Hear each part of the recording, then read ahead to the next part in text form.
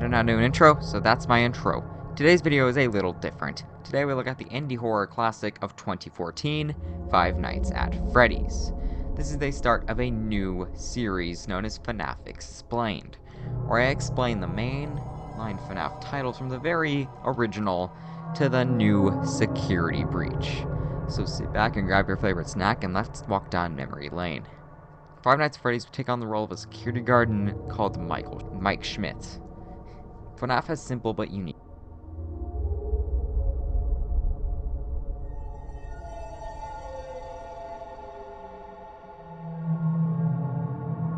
gameplay where you must watch the cameras and keep the animatronics from reaching you until 6 AM. You only have a limited amount of power, making a sense of stress of resource management. If the power runs out, you'll lose access to doors, cameras, and lights. Then Freddy will show up to give you a scare.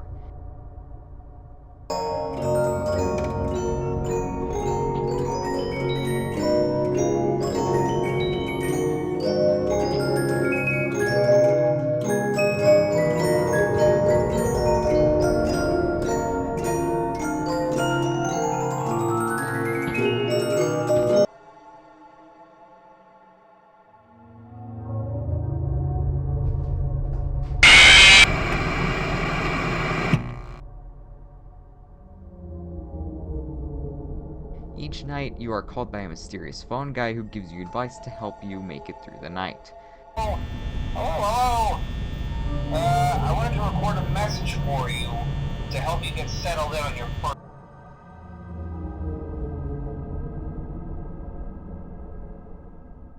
That's it for FNAF's gameplay, but what about the animatronics themselves? There are 5 total animatronics in the game, however, you'll primarily only encounter 4. Those 4 being Chica, Bonnie, Foxy, and Freddy Fazbear himself. The 5th is Golden Freddy, but the chances of seeing him are 1 in 100,000 chance. Not even exaggerating. So let's look at him. Chica is a chicken, but often confused to be a duck, at least by me. She's the easiest to fend off. She approaches from their door to the right, and will attack if you flip up your monitor without shutting the door. Here's a little fun fact. It was Chica who jump-scared Scott Cawthon's son while he beta tested the game. She also carries a cupcake as a sidekick of sorts. However, it never shows up whenever she's hunting. You know, it's like, instead appears in your office. That's pretty much just it for Chica. Bonnie is a rabbit, as the name suggests, but is in fact male despite the feminine name and is slightly harder to avoid than Chica. If we don't check the door when he appears fast enough, he will disable the door controls, keeping the door open and not allowing the lights to turn on. Also, it was Bonnie that scared Scott the most due to being a placeholder jump scare. He gave Scott nightmares, that's how much he scared him. Yeah, again, like, FNAF is a very simple game, so there's not much to each of the animatronics.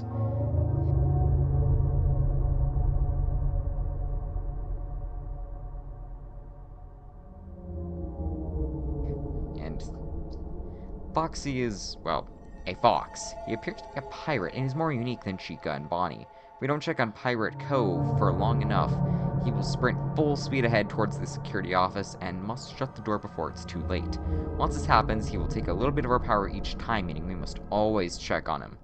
Fun fact, here's Bonnie, who's supposed to run down the hallway, and as shown in the first teaser, but was changed before release.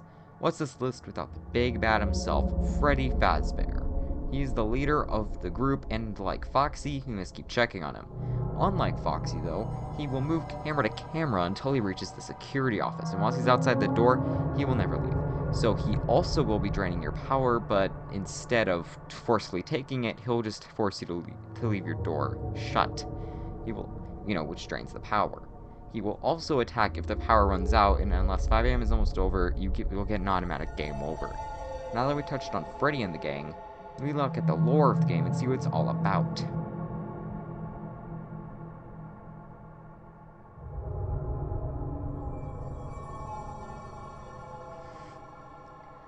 The animatronics are possessed by the souls of the missing children who were kidnapped and killed by series villain William Afton. He hid the bodies in the suits, causing them to possess said suits they were stuffed into. Golden Freddy is surprisingly significant, even if he doesn't show up very often. He's possessed by a vengeful soul of a young girl named Cassidy, who hates William probably the most. She's mad, and well, is out for revenge. She actually confuses the security guard, as a matter of fact, for William Afton, so that's why Golden Freddy is a threat.